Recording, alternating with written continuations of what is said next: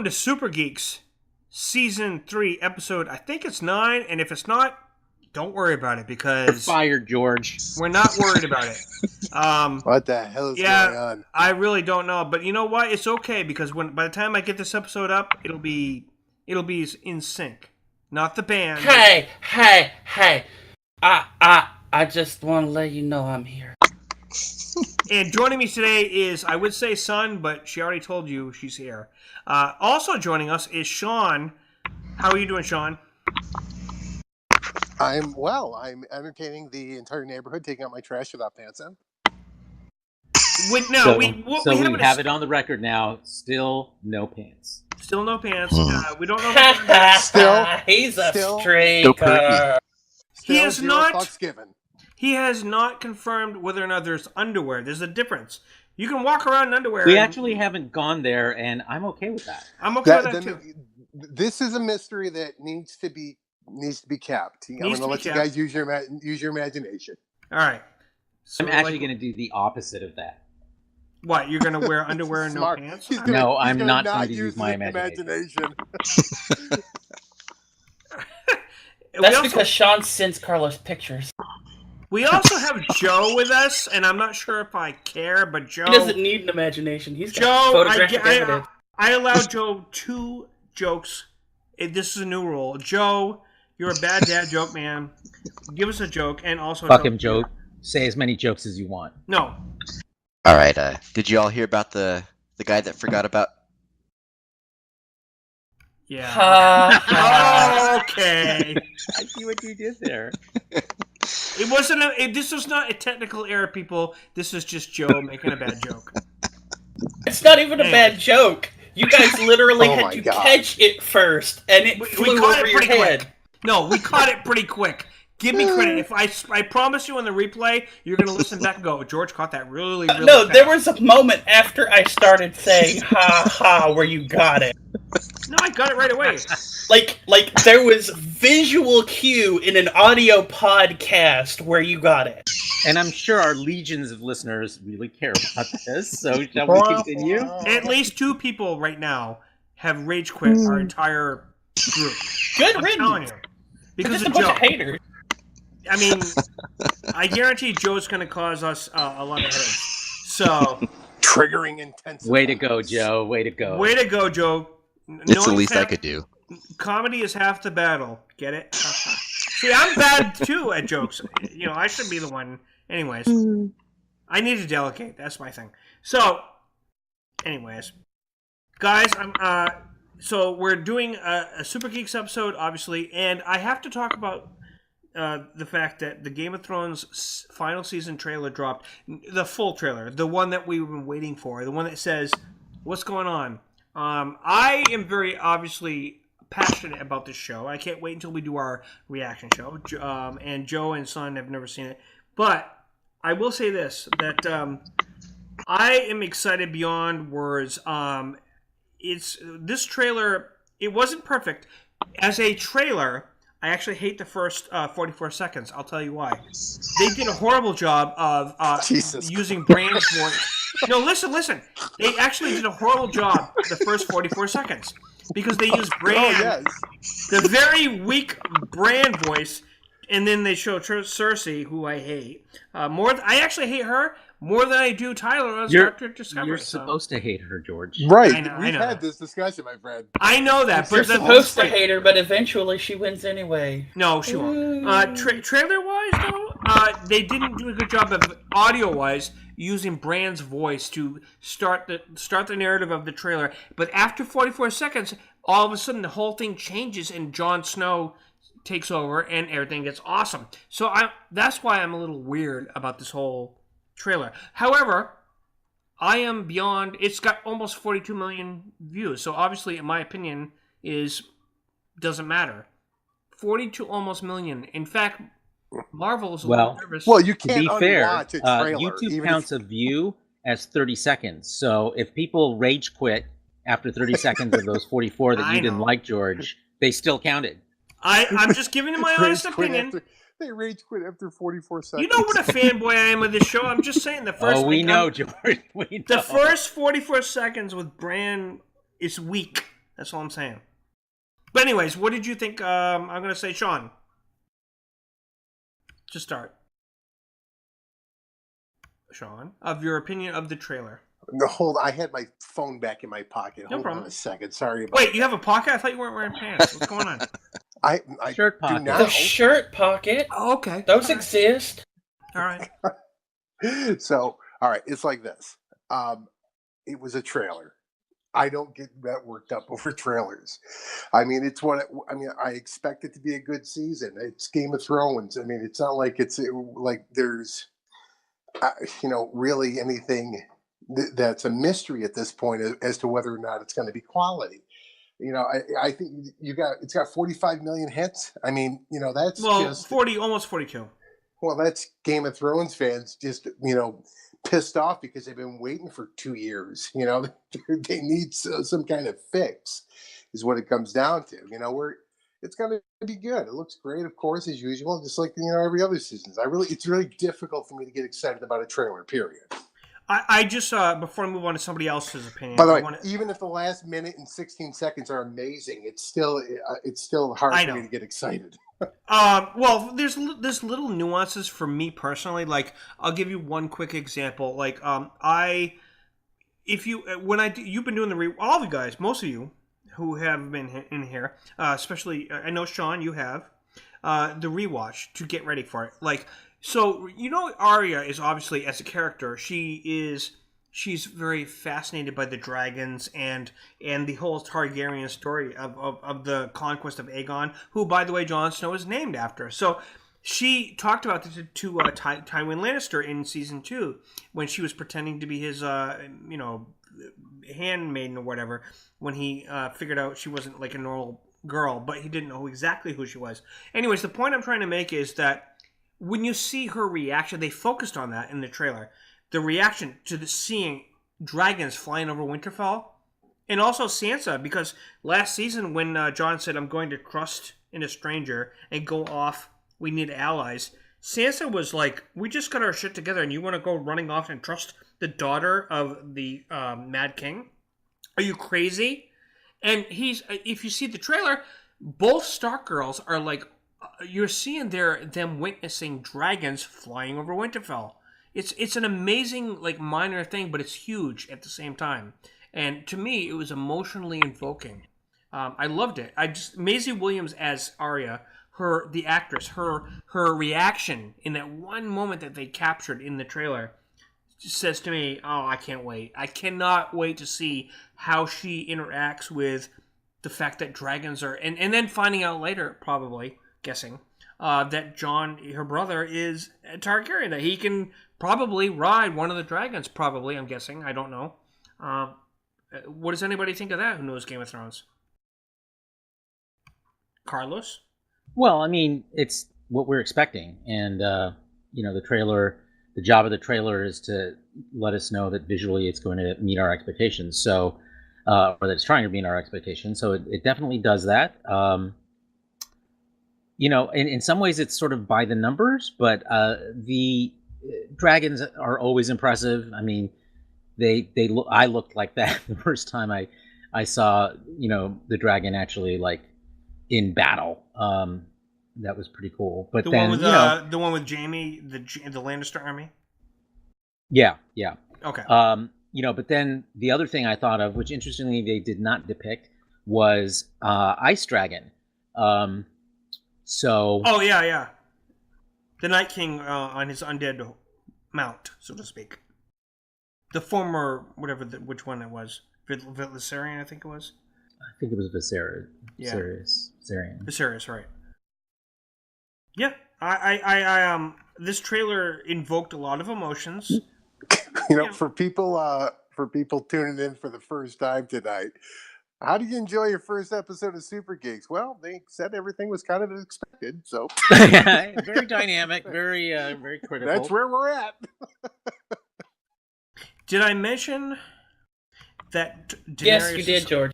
No. Let's talk about boobs. Okay, let's liven things up here. Okay. I mean, I could turn the camera on, but I can tell you right now that one of the biggest concerns some of our listeners have had is Daenerys and Jon turning out. I've had so many PMs over the last 3 days about, I would love the show so much more if it didn't turn out that Jon Snow was fucking his aunt. Come on. It's like Luke and Leia. He didn't know. Where have they been? He didn't know. It's like one thing. But then again, that's the way they are in Game of Thrones. Targaryens and whatever. But that's actually been the biggest complaint. I have this one friend who said to me, man, when you told me to watch the show last year, I watched it, and he's like, I loved it, and then I get to that final, and then we find out it says Aunt, and I'm like, oh, you almost had me. You almost had me. And I said, go ahead. We were talking about this, George. I'm sorry, but about how people's reactions have these really caustic, adverse reactions to things like that and the incest. When I kind of look at that as a product of its times. But after I'm in now I'm at episode 2 of season 3 in my rewatch, right? And what occurred to me that I can't get over, that I really at the time got over very quickly, is when Theon, because he couldn't find the 2 boys, he went and murdered the farmer's family and the little boys in that family. And that's still horrifying to me. I'm not concerned about who's fucking who. That's not a big deal. Yeah, exactly. It's what he did to those little kids. And then they hung their burnt corpses in Winterfell. It's like, oh my God. I'm episodes later, and I'm still troubled by that. And I wasn't at the first time around. George R.R. Martin, actually, I watched one of his many. He likes to sit down in front of colleges and record him discussing where he was in his head when he makes all these things. And I only recently watched one of the things where somebody says, why the incest? And he said, well, look, he goes, when I was making the show, my manuscript for the books, which obviously preceded the show, he said I was trying to capture all of human history, not like I'm not to judge, but like just the facts. We had certain dynasties that did rely on incest because they felt at the time, like Egypt with Cleopatra and Ptolemy, her brother, and so forth, that whole dynasty, that incest was the only way to purify the bloodlines. So he was trying to invoke that as part of his continuum of bringing that into his world. It wasn't so much that he was trying to express a perversive thought. It was that this is the way. This is sort of part of our human history. It's like, I'm sorry, it's a fact. It's that's bizarre to me that people don't really get that. They don't point. Because they're using their moral judgment on the whole thing. Well, my reaction to that is, subjective. Folks, this is adult entertainment, right? And not as in that kind of adult entertainment, but it's adult storytelling. Right. And that means you deal with themes that are uncomfortable. And if you're not doing your job. And also the Targaryen bloodline, as far as the world lore, is reliant on some of that happening to keep the dragon control. It's actually a actual tool or a storytelling element in the Game of Thrones universe. I'm not saying I'm not saying I. Well, you don't have to make excuses for George R.R. Martin. Right. No, exactly. I mean, the thing. It's part of the way it is in this world. Yeah, when I talk about that scene, I'm not saying it to criticize. I'm what I'm trying to get right, across and what you here. said is not what I said about I was explaining the incest. But it's all in the same vein. Okay, I wasn't making a moral judgment on the storytelling choices. My point on this is that it really had an emotional impact with me. And of course, that's their job. That's their job to write these things, to have that emotional impact. And it's incredibly effective. That, like I said, I'm like 5-6 episodes later and it's still bothering me. So, rock on, good for them.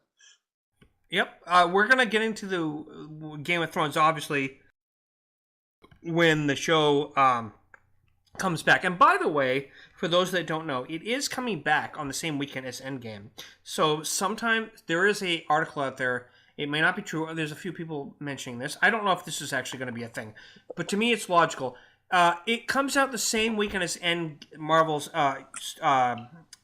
Endgame movie, Avengers Endgame, on the weekend of April 14th. But it's Sunday night. Sunday night is not a big movie-going night at the theaters. But it is still the weekend.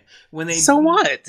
People go on a day at a time. The fact that they've seen that they're when not anyway. Carlos, when they round up their numbers, though, as far as metrics, they do actually factor Saturday and Sunday. That's why people gives a shit? Yeah, but it doesn't matter, George.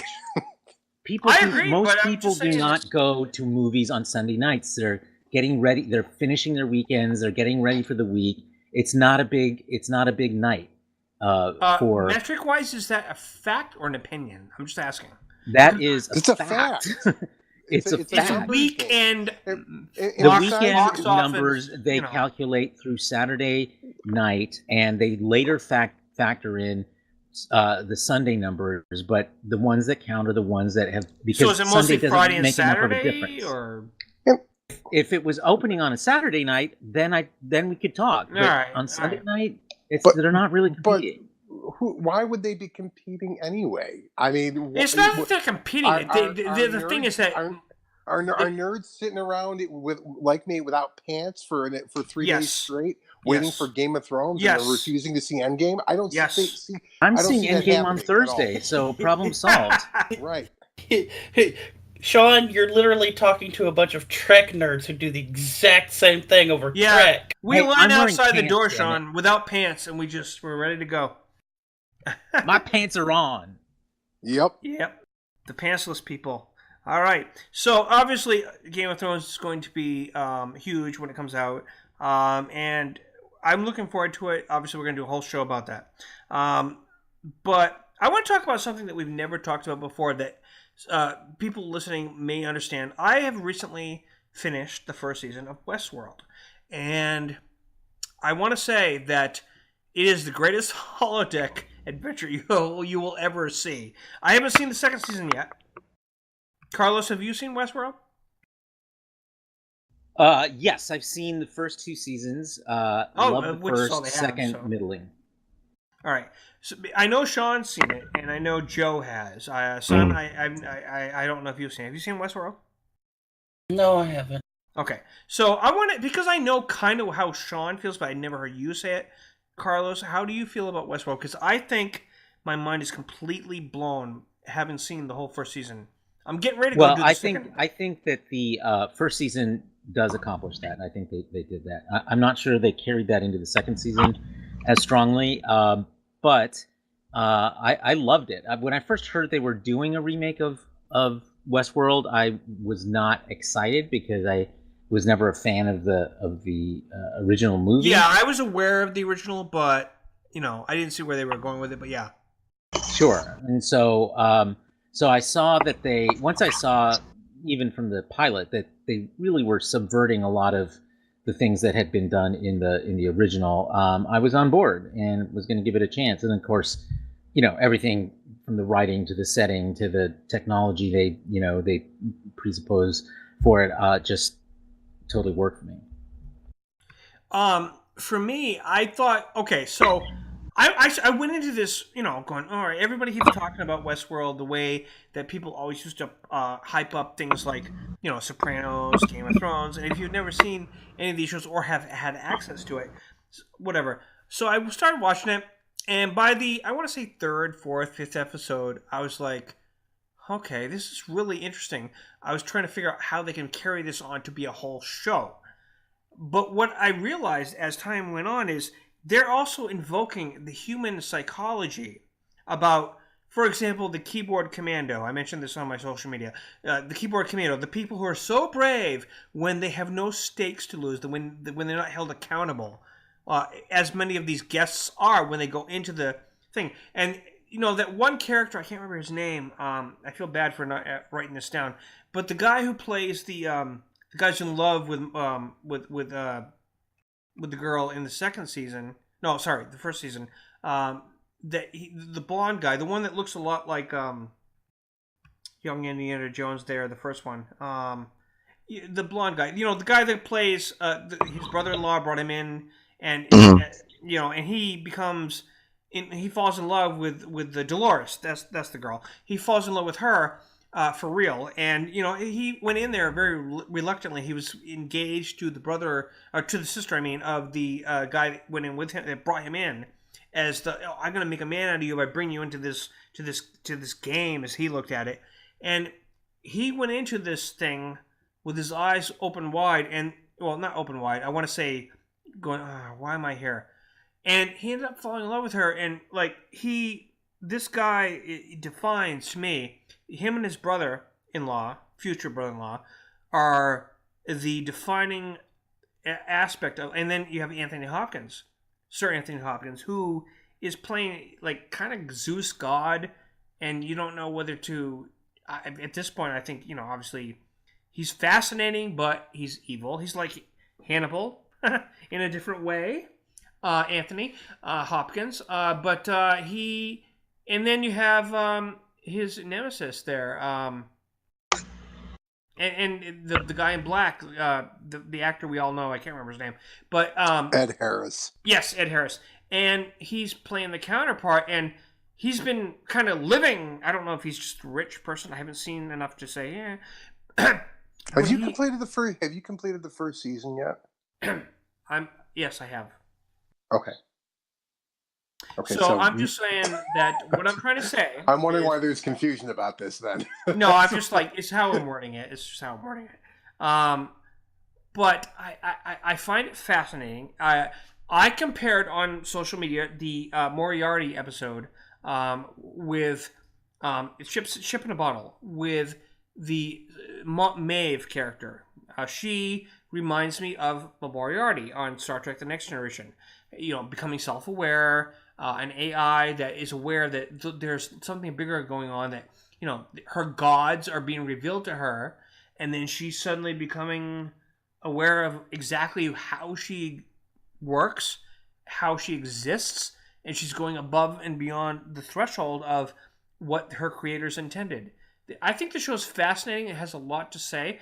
I'm looking forward to season 2 because, I haven't seen beyond the finale of season 1.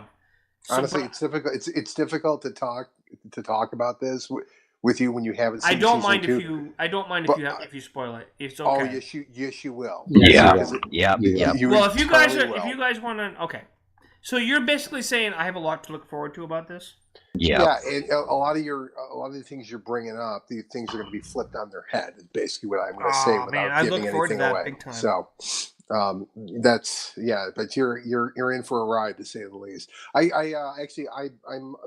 disagree a little with Carlson's. I actually thought season 2 was better than season 1, but that's just me. So in my opinion, and season 3 is coming. I triple checked because I didn't want to get. It's got to be next year, I assume, right? Because when I saw, I'm not sure, but I know that it is coming. It's definitely coming. Because HBO has a teaser right now showing everything that's coming in 2019, and that was not in that teaser. By the way, the Deadwood movie's coming. By the way, yes. What I love about the show, though, is that it's similar. It's so similar to the concepts that make great sci-fi. Like you can guess a lot of things. Like you can guess, like, okay, so you got an interactive virtual world where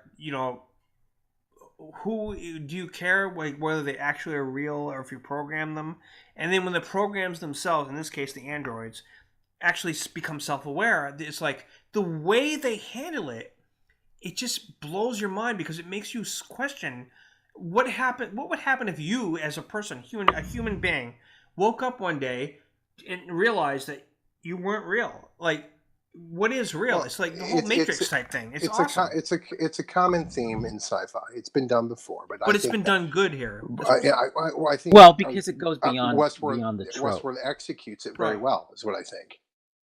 I think because it goes deeper than that. It goes much deeper than that.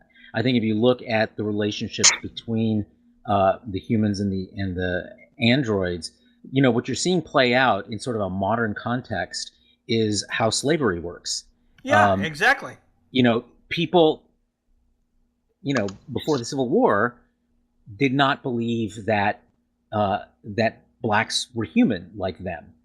They were sort of like them, but they weren't truly like them, and they treated them as something disposable and dispensable, just like they do these androids. And so they're they're calling back, I think, some basic part of human nature that says that we tend to dehumanize things that we dominate and use them even if it hurts them, and don't feel any moral compunction about that until we have to. And in this case, they have to, because she becomes self-aware and she ain't taking that shit no more. Right. Yeah. I've seen a lot of complaints. Look, I blame Yoda for the clone troopers for them turning on him. It's his fucking fault. He treated them as disposable humans. That's what you get. That's what Execute Order 66 does. Stupid clones they are. Anyways. No, I agree. I also find interesting. Okay, so I've seen a lot of. I'll keep this brief because we need to move on. But I've seen a lot of complaints about people saying, but it's HBO being exploitive because they emphasize so much about the nudity, just sitting around nudity. To me, the way they use the nudity, and do really people care about that? I mean, it's HBO. People right. do. Well, I mean, like, what do they think they're buying?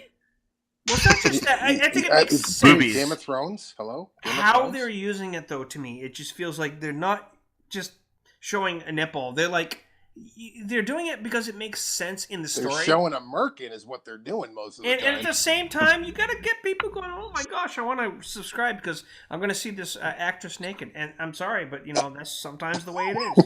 Dear God. Okay, you should go work for HBO marketing, George. I should. Yep. I should be totally there. More boobies. More boobies. Boobies. You finally got us back around to boobs. Oh man, I thought this thing was going to end on my merkin joke. Guess not. Guess not. All right. So, anyways, so Shazam. Moving on. Shazam appears to be a winner because everybody's they lifted the embargo a month early. I've been looking forward to it. We talked about this on the show before. I've been looking forward to it because it's a chunk. No, I don't think they've lifted the embargo. No, they have. They lifted it a month early. No, they showed it to them a month early. I heard they lifted the embargo as far as talking about it because they're confident. You can talk about it. You just can't. I mean, you can say you saw it, and you can say you like it. You can't say anything. Yeah, you might be right more about that. Detailed about that. So the embargo itself, they're not allowed to publish reviews. No, but they can right? certainly Okay, talk I know what whether you're they saying. liked it. They're allowed to say they liked it. Right? There's a difference. Yeah, exactly. This happened with The Force Awakens too. By the way, just to let you know, they did the same thing. Yeah, and they were basically allowed to say, we like it. It's good. And especially when it's in the favor of the film, and that's what's happening. Well, and that's exactly why they did it. I mean, that's a sign of confidence. Right. Obviously, already done some audience testing of it, and were encouraged by what they saw, and they think that it helps to get the buzz going if you can get critics at least saying, giving some buzz, even if they aren't allowed to publish reviews yet. It's smart, and the confidence is a good thing, and it's interesting to me that we're seeing a big bounce back now in the DC universe, cinematic universe. After a miserable start with Zack Snyder, we're seeing with some of their minor characters. I mean, right, exactly. Except for Wonder Woman, of course, she's one of the Trinity. But with Aquaman, now with Shazam, we're seeing how well you can move the entire franchise forward, even by emphasizing some of the more minor characters in the universe. And this is clearly a light story. This is comedy, which is good. It's not just comedy. It's big in a superhero, which is what Shazam should always be. Let me finish. Okay. What I'm getting at is that this isn't the dark Zack Snyder vision anymore. Right. That we got to make things dark. This is Guardians of the Galaxy style of a comic book character, which is good. Audiences like this. So hell yeah. Joe. Is he Joe? Oh, Joe, are you there? Yeah, we went to the back. Oh, there you are. I need you to cut out this part. I need you to say my name, Shazam. Well, like I said in the Facebook group today, isn't that the one with Sinbad? Like in like 1993 or 1994, something like that. Kazam. Oh shit! You have failed me. You have failed the city. Because that was him being a genie in a boombox. Yeah. Oh. Which is a vastly superior product, clearly. I mean, come on, it's very distinctly 80s, 90s. I mean, can't deny that. So I think seriously, I'm looking forward to it. It's going to be. It sounds like it's going to be a hit. I'm going to actually see this on opening day, and I'm very excited because I think for me, what I used to, I've talked about this on the show before, but I'm going to repeat it because we have several new people paying attention now. So I have to repeat things, son. So don't say I said this before. Anyways, there's a reason why. Anyway, so Shazam, aka the former Captain Marvel, which by the way we'll talk about her in a minute. Billy Batson, this is an important childhood trauma for me. No, wait. Joe. What? That the word we're looking for? Joe. I'm joking. He doesn't get the joke, George. I know, he's not paying attention. Anyways. I don't think any of us get the joke, George. There wasn't actually a You're gonna joke. have I was to hoping Joe would help me explain out. Yes, so Anyways, let's proceed, shall we? We will proceed because Captain Marvel is doing really well. And we're going to talk about this next week on the show. We're going to do a spoiler review next Sunday. But right now I will tell you this, and I've said it on the group chat. It's a great movie. I mean, it's a good movie. For me, my personal bar for what would make me say great is a little higher, but I loved the character and she's great. But the numbers, thank you, Joe. The numbers are doing really well as far as beating the trolls. So that's worth talking about. Captain Marvel is what, 400 and something million already? 455 million worldwide. Yep. That's $500 million in just a few days. That's yep, and it's amazing. probably higher as we speak. It probably has gone higher, but I think the movie. I mean, look. Here's the thing: people are trying to sabotage movies, and it's like give a movie a chance. I mean, I watched it, and I liked it a lot. I'm not going to go on record and say it's in the top 5 Marvel movies, but it's up there. It's a worthy movie. But if the haters had their way, it would have been like Ghostbusters 2016. It would have been dead in the water the moment the weekend came out. That's how bad people are getting as far as trying to like use. But that movie was terrible. It wasn't actually. I actually like Ghostbusters. I don't think it was terrible. It just needed to be connected to the franchise. That's all. The universe. Well, they made some very bad strategic errors. I think tactically speaking, it was a well done film. But which one? Ghostbusters. Okay. Just making sure. And because they divorced it from the thing everyone loves, right? That was my only issue. That was a strategic mistake, and there are people out there who who are misogynists, and they see that kind of thing going on, and they're like, you're killing my childhood, and they have to rise up and. Well, here's the problem, though, Carlos, is that when Ghostbusters came out, they didn't clearly know. People didn't clearly know for sure that it was a reboot because they made one trailer that suggested that it might have been in the same universe, and that caused a little bit of confusion. So there was a little bit of hope. People go, oh, well, maybe they will show up and they'll be the actual characters like Peter Venkman, Bill Murray will play Peter Venkman, and things like that.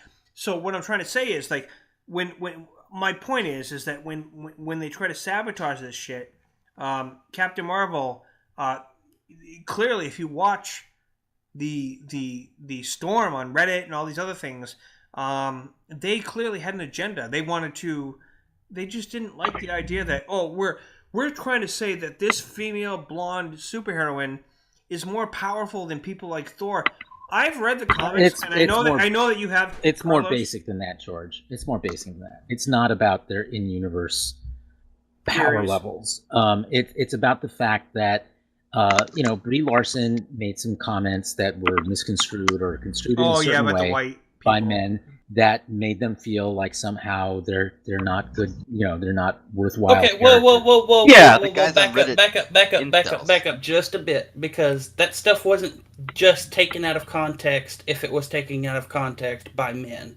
Because I've seen a lot of women have the exact same complaint against Brie Larson. When Brie Larson talks about shit like this, she's very divisive because she has a staunch stance, and she lets people know that. Yeah, and I don't have a problem with that. And that's going to put people off. Well, but the thing is, actors have opinions. You either go to the movies in spite of them or because of them. But if you want to see the movie, you're going to see the movie. And this idea that somehow, this sort of off-brand, offhand comment, a couple of weeks before the opening, should make your entire world fall down around you, and therefore you must strike back against, the studio and the film. It's a bit of an overreaction. I mean, rational people can disagree. I'm not saying it's not wrong. I just find it fascinating that we're calling out all of these people who have done this and calling them trolls when, what was it, a decade ago, almost 2 decades ago, you had the Dixie Chicks do the exact same thing and nobody said shit about ruining their careers? Oh, they're good. I mean, things have changed, obviously, and it always will depend on... But it's the same argument. It's the exact same... The only thing that has changed is it's one side saying, this is our thing, rather than it being somebody standing up against another thing. Well, I mean... Well, of course... The sides of the argument have changed, that's all. Yeah, go ahead, Cross, I'm sorry, go ahead. Well, it's wrong when anybody does it, I mean... it's not. It doesn't exactly parallel the Dixie Chicks, because those were actions that were taken against everything they've done, all of their records. Whereas this is about a specific film and the way that men are portrayed and or not portrayed in it, and her comments about that. So it really is about the conflict flows directly out of the art that's in question, which is not the case with the Dixie Chicks. That was just they're making a political statement and people attacking their art commercially as retaliation. I have to agree with Carlos, yeah. Because the Dixie Chicks, I remember when that happened, and it was a political statement. And in this movie, Brie Larson, she's the lead character. She might have, she might have misspoken, but she did correct herself. But no, this is the problem. Whenever anybody corrects themselves or adjusts their statement, nobody can ever remember that part. It's like they only focus on, Do you know why? Yeah. Because the rage is what gets all the clicks. Well, the rage is what news organizations run with. Joe, you sounded like you wanted to say something. No, you have to separate the character from the actor. Right. Yeah, I mean, unless they do something so egregious. Right. We've talked about that before. Bill Cosby. I mean, and, John. Sorry. The Tom Cruise, for example, when he jumps on the couch and he does all, he does all the Scientology. Okay, it's like, okay, Sean. All right, Tom Cruise, just go away. But he's. I'm not going to argue. It doesn't make me not want to see him in another Top Gun 2 or any Mission Impossible movie. He's still a great actor. Although as a person offline, it's like, okay, do your little social media rant and shut up. So it's the same idea. But in this case, Brie wasn't trying to do that. Okay, she was trying to... Except that she was in an interview where she said, quite clearly, that Marvel came to her and said this was their big feminist film. Okay, let's make no mistake. But Captain what's wrong Marvel with that? There's nothing wrong with it. And I will There's say nothing this. wrong with that. But add that to the alleged missteps of Brie Larson saying white men this or that. Well, okay, son. Whichever she actually said, Wait, and it paints a picture. Let's make no mistake. Captain Marvel is a feminist movie. There is no reason to deny that. But that's okay. That's my point. It's like, I'm not going to... I mean, there's no way you can bury this. Captain Marvel is a feminist movie. Who cares? It's still a good movie. That's all that matters. You can argue all you want, whether Well, they had an I'm agenda. going to take some issue with that because All right, go I ahead. don't think it is a feminist movie. I think that the feminists I are think going to like it's a it. movie about a strong female character, and if that makes it feminist, like when you say feminist, to me that implies some sort of hidden agenda to the story, and I don't see that in play here. I just see them deciding. I would argue with you, So- but it's okay. Where do you see that? I mean, Because of the whole, because this is where we get into the whole. We have to talk about the show, the movie. Let Joe respond. All right, yeah, go ahead, Joe. So I've followed this a little bit, but I didn't pay attention to it until now. So are people saying like, I don't want that she said I don't want white dudes watch Captain Marvel? No. Well, Okay, right. so what did she say? They took it out of context. Like, what are her words? She says she wants stronger representation, and that. I'm sorry, I'm misquoting it probably. Well, she said, I don't need a 40-year-old white dude to tell me what didn't work about A Wrinkle in Time. It wasn't made for him. I want to know what it meant to women of color, biracial women, to teen women of color. So, Well, she's not wrong at the same time. I'm not like promoting. Look, that's entirely that's the whole point. She's not wrong. She's not wrong, but that inherently says don't come to this because it's not for you. I get it. Yeah, for sure. I agree with Son. Yep. And she's not wrong. That's the thing. But add to that, she's the one on record that said it was Marvel that came to her and said this was their big feminist film. It is. Look, and it paints a picture that says, "Don't do this. It's not for you." I'm just. And you have all the people who are Captain Marvel fans who just happen to be white and male who are pissed off about it. Look, and that's just. Go ahead, Carlos. I don't see why they should be pissed off about it. Because all she said was women of color or women and people of color. Should have expanded access to being to movies. Who cares if it's to making them, to being in them, to starring in them. The reality is that we live in a diverse and in growing increasingly diverse country, and even from a commercial standpoint, if you don't believe in it morally, it makes sense for you to diversify your storytelling in order to maximize your profits. And that's fine. That's fine. But look at Black Panther. Did the lead guy in Black Panther ever say white people should not show up to this movie? But or imply it. I don't think that. I don't think she implied it either. Implied that. I don't think that's a fair representation of what she said. What happened was they took her words out of context because she spoke up. Okay. Period. See, this is the problem I actually have with the media itself. It's because they can say something that is honest, but it is implied in a completely different way because of how it is said. And you know what? No. Well, okay, but here's the thing. Let's face one. Let's blow over that. Let's just blow over that shit. Okay, it's a good movie. All right, we're gonna get into this next week as far as the actual review. But Brie Larson and the entire idea of Captain Marvel being the first female lead in the Marvel cinematic movie. Obviously she's not the first female superhero because Wonder Woman, is the bar. And Brie Larson is she's not wrong in saying there is sort of an agenda. They want to. There's nothing.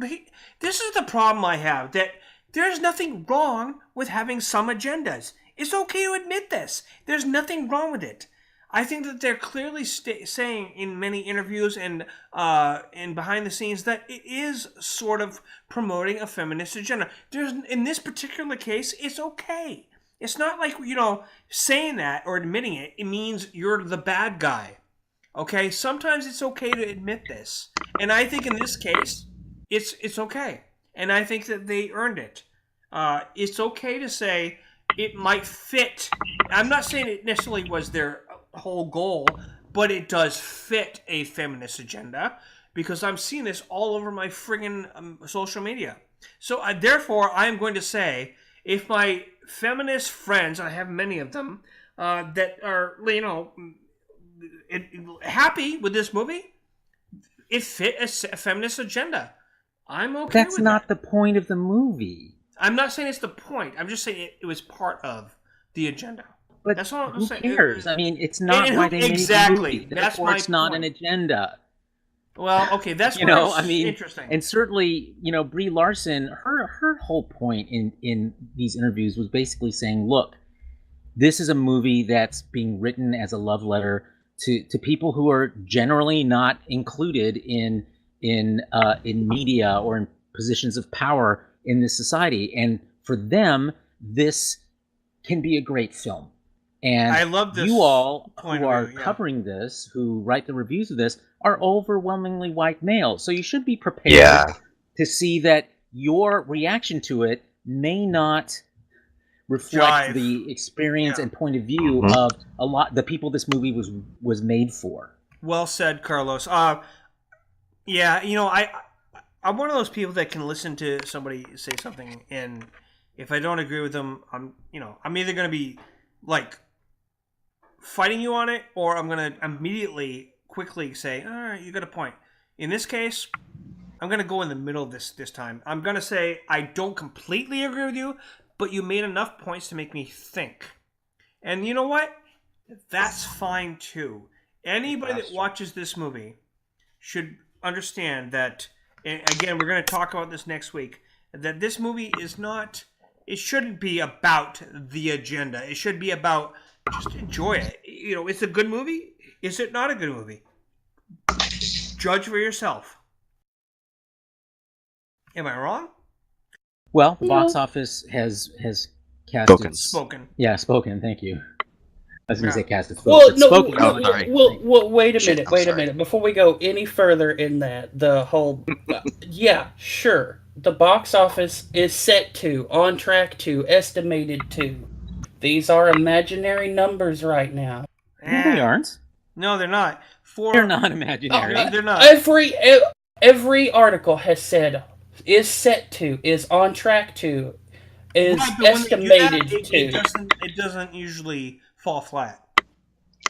There's a reason they have math. That means that these numbers are a projection of, not an actual number. But usually it falls on that number or short of it. Which is why I'm saying, okay, cool. You have your 455 million. Okay, let's wait until next week and see if that holds water.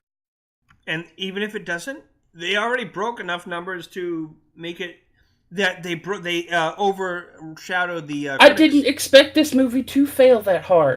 Good, because I'll tell you what. It's a Marvel movie.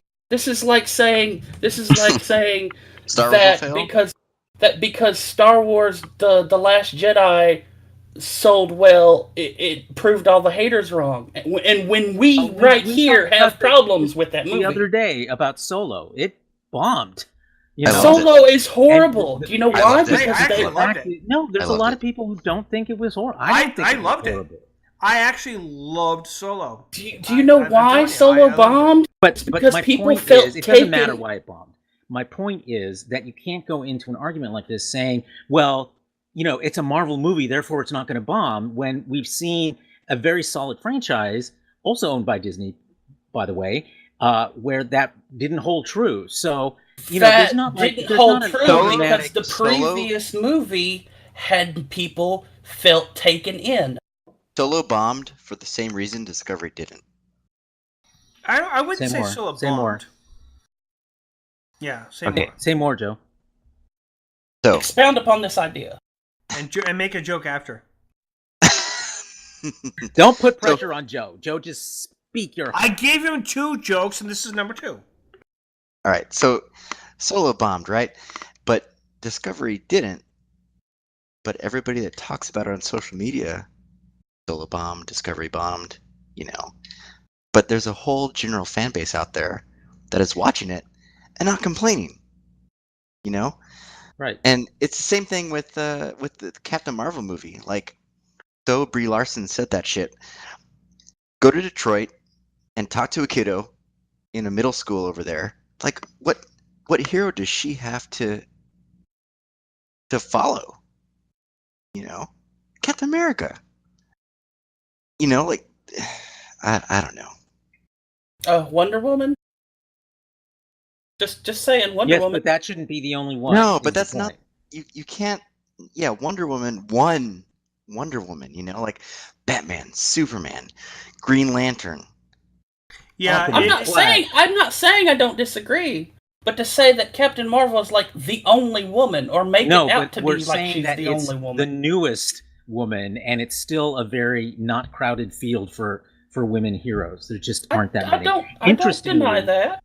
Interestingly, I read 2 different articles this last week in which rising women politicians went out of their way to talk about what a role model for them Catherine Janeway was. Yeah. And that's a big deal. You know, when you're seeing now women entering places of political power, and you know they can point to women that inspired them, women characters that inspired them, and Catherine Janeway. And personally, I think Voyager is probably the weakest of the Star Trek series. Oh, it was, yeah. But I also talk to younger people, younger women who have said the same thing, and so that makes it still really significant, and it shows that it had this show had legs, and the example she set, took root. You can have a Wait good a minute, show. wait a minute. I call foul. Carlos, isn't everybody younger by now? Yeah. Everybody is. And Raul, I was supposed to actually call upon you. I was going to summon you in with my D&D dice, but you showed up anyways, so I didn't have to do that. But I was going to mention that. So I wasn't going to mention Catherine Janeway in general, but I want to say this, Carlos, and Joe, you keep drinking. Your beer is great. I'm sorry. So, I'm joking. Not. Okay. Raul, the Baul. You still haven't used an apostrophe, by the way. But anyways, what is your opinion? I know you haven't seen Captain Marvel yet. You were going to see that with your mom, possibly tomorrow or the next day. Yeah. Yep. So even with notwithstanding the fact that you haven't seen it, their numbers they're defeating the haters. Do you think, how familiar are you? I know you're a Marvel fan, okay? Yes. Me and Carlos are DC fanatics, but I suspect that Carlos, even before he saw it, was familiar with Captain Marvel as a character. Course. Carol Danvers. I followed Carol Danvers back before she was even part of the X-Men. Me too. Yep. Same here. So, Raul, I'm curious, because of your repertoire for your Marvel knowledge, how much before you go into this movie, how much do you know about Carol Danvers and the character, formerly Miss Marvel? I know quite a bit. Yeah, I'm a nerd. Yeah. So you're gonna be going into this with a lot of the predisposition of knowing the character and her background. Let's put it this way, George. I know Dazzler when she was in her 1970s. Oh shit! boots. Even with the roller skates, The roller skates. Yeah. Oh shit! All right, you're good. Jeweled roller skates. That's right. All right, so therefore, we already know that Raul is more than qualified to judge this movie. So next Sunday, at this same time, a little bit earlier though, I'm going to start with you because I know that you're going to have a lot to say. Okay, great.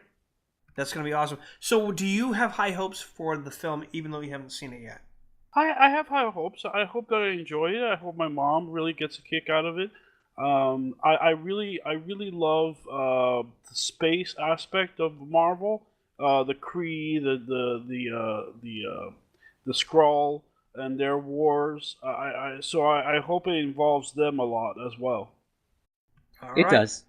Yep, you're gonna get so much Skrull, it's gonna make your head crawl. Haha. Oh no. No, you're gonna love it. Joe, you have when he encroaches. He's already gone to his second joke. He can't say anymore. Oh wow! I give him a 2-joke limit. Speak your heart, man. I mean, if you want to go for one more joke, it has to land, or you're fired. I'm sorry. Can I say something about Catherine Janeway? If it's a joke, yeah. No, you can say whatever you want. Okay, so Catherine Janeway, everybody says she's off kilter, bipolar, but if I had to serve under any captain, it would be her. And You're fired. also too, like I look at my daughter and I'm like, I want you to have like a science fiction superhero. You look I at love your Star daughter Trek. and you want her to be your captain? Wait. Has everybody forgotten Ripley exists? Okay. Well, I can't show her that. I Yeah, understand. you Yeah, can't right. show her Ripley, unfortunately. Joe, I can appreciate the fact that you have a daughter and you want to aspire to saying, someday I hope you can aspire to Captain Janeway because she's a strong, powerful female. But I would not serve under Janeway because she would have stranded me in the Delta Quadrant. Sorry. Except she didn't. Well, So it wasn't really her I fault. just think- They had a Puerto Rican Klingon, and then they get lost in the Delta Quadrant. It's not. They no did things actually are have a Puerto related. Rican half Klingon, but you're right. Yeah. You win. Everybody You has- know which part is the worst, right? The half Puerto Rican. Well, if you say so, Mr. I do say so. I dated Puerto Ricans. I have two. Her name was Then Alma. you should know, Anyways, George. I almost married channel? her. Anyways.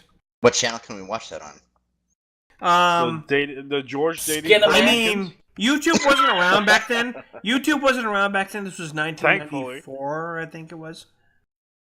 Anyways.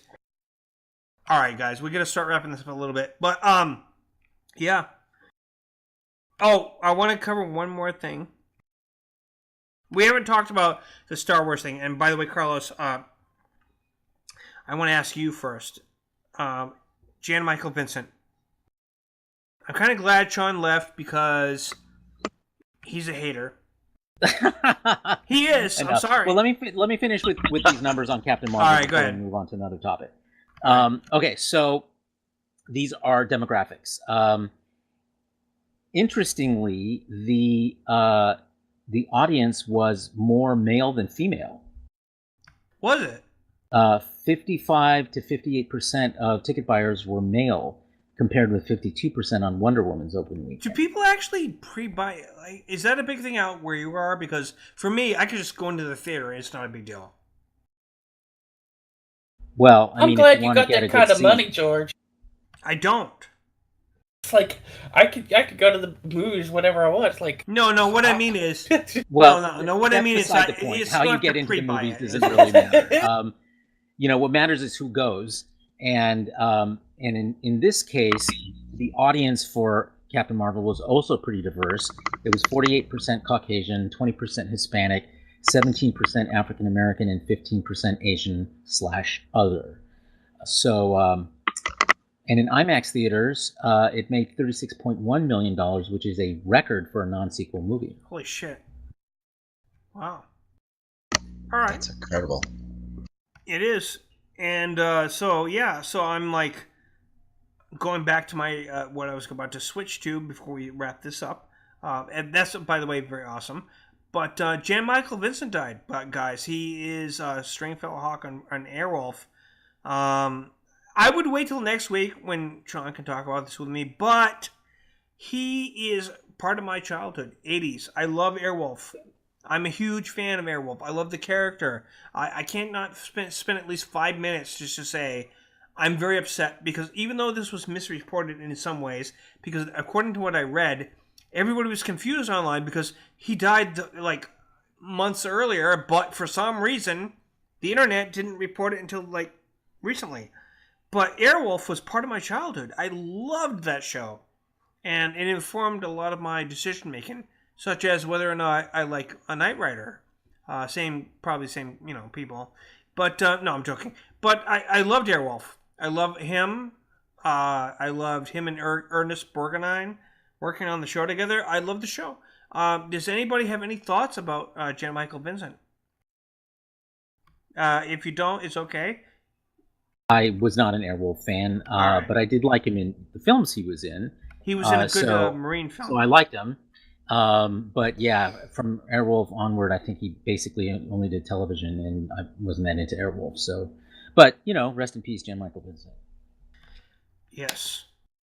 Sean was right that we're not going to spend a lot of time on this, but I just had to mention it because I'm a huge Airwolf fan. I'm a huge fan of him as an actor. So, also one of my offline friends who died. He was. We always used to joke that he looked exactly like him. So it was always like a running joke among our circle. So, anyways, all right, you guys. What were you gonna say? That was Joe. Oh, sorry. Go ahead. Anyway, With models, the helicopter. I actually just bought the. Jetcopter, by the way, and by the way, they are a real thing. They're not fake. Airwolf did not. Airwolf inspired it, but the army did actually end up making them.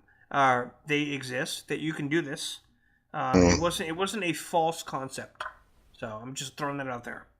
No, it's awesome. Like I don't remember watching it, but I remember the miniatures and no. Yeah. Yeah. Raul, did you used to watch Airwolf? No, no, I didn't. All right, you're fired too. Joe and No. Raul. Well, I shouldn't be fired because I did. No, watch, I said like, Joe probably- and Raul.